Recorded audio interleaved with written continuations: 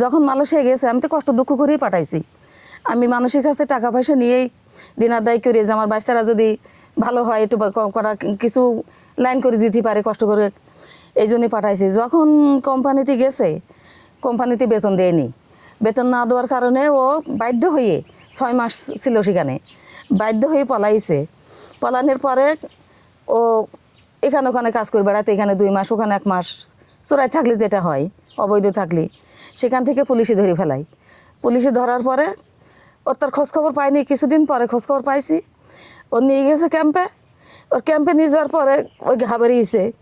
ওই ঘা বেরোনোর পরে রিমান্ডে রেখেছে 35 দিন। ও রিমান্ডে রেখেছে। কী অপরাধ করেছে? ও চোরাই হয়েছে। কোম্পানি যে বেতন দেয়নি এই বিচারটাতে কারণ নেই মালয়েশিয়ায়। এইবার সেখান থেকে ওই রিমান্ডে রেখে এই ঘা পাঁচটা বেড়ে আমার ছেলে একদম মারার পর মরে যাওয়ার পথেই। এ তো বাসার কোনো লাইন ছিল না। তখন একটা ছেলের সাথে যোগাযোগ করে, কুমিল্লা একটা ছেলে, সেইতে গিয়ে দৌড়াদৌড়ি করে লাস্টে টিকিটের টাকা লাগবে। এইবার ওর আব্বুর একটা আংটি ছিল, আমার এক জোড়া কানের দুল ছিল, সেই দুটো বেচছে, সেই 3টে জিনিস বেচছে আমি টিকিটের টাকা পাঠাই। পাঠানোর পরে নিয়ে এসে আমি জয়সূর চিকিৎসা করেছি 2 মাস। সেখান থেকে তারা না পেরে ফিরিয়ে দিয়েছে যে ওর অবস্থা ভালো না, আমরা পারবো না, তোমরা ঢাকায় নিতে পারো, ওর অবস্থা ভালো না।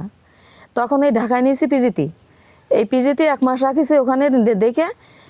যখন ঢাকায় গেছিলেন তখন মাত্র 5,000 টাকা হাইছে। হ্যাঁ, যখন ঢাকায় গেছি তখন মাত্র একজন 6,000 টাকা দিয়েছে আমার। 6,000 টাকা, আমি সেই 6,000 টাকা নিয়ে আমি পাড়ি দেই, মাথা ঠিক নেই। তখন আমি এই যে ভিডিও করে গেছি, সবাই এই শেয়ার করার কারণে, এই বিদেশি দেশের মানুষই আমার সাহায্য করার কারণে আমি পিজিতে গিয়ে এই রিপোর্টগুলো করতে পারিছি। আজকে তাদের কারণে আল্লাহ, আজকে তাদের ওসিলে আমার ছেলে এই পর্যন্ত বেঁচে রয়েছে। মানুষ প্রবাসে যায় তার পরিবারকে ভালো মন্দ রাখার জন্য, আর সেই প্রবাসে যেই এই যে মালয়েশিয়ান প্রবাসী ভাই আজ ক্ষতিগ্রস্ত, ক্যান্সার রোগে ভুগতেছে।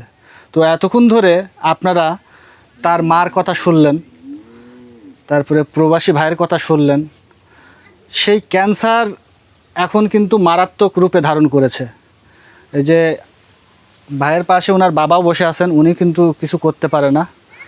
তো আপনারা ইতিমধ্যে অনেক সাহায্য করেছেন, আর একটু সাহায্য করেন এই ভাইটার জন্য, যাতে সে সুস্থ হয়ে সে আমাদের মাঝে আবার যেন ফিরে আসতে পারে, এতটুকুনি।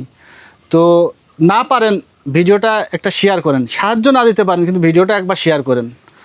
আর আমি ভিডিও স্ক্রিনের উপরে একটা নাম্বার দিয়ে রাখবো, বিকাশ নাম্বার, যেটুকুনি পারেন একটু সাহায্য করেন ভাই। এতটুকুনি বলার ছিল। সবাই ভালো থাকবেন, সুস্থ থাকবেন। আল্লাহ হাফেজ।